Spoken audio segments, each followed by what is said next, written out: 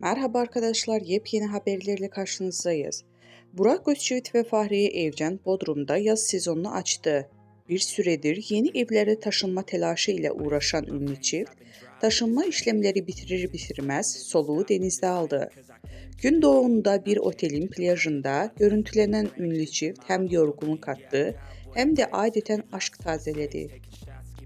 Ünlü çift sabahın erken saatlerinde plaja geldi. Baş başa kahvaltı yaptıktan sonra sahile indi. Eşyalarını bırakır bırakmaz kendilerini denize attılar.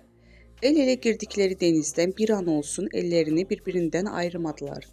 Burak Özçivit eşi Fahriye Evcen'e sürekli bir şeyler anlattı. Evcen de eşine kahkahalarla karşılık verdi. Ünlü çift baş başa kaldıkları denizde adeten aşk tazeledi. Fahriye Evcen mor mayosu ve fit haliyle göz kamaştırdı.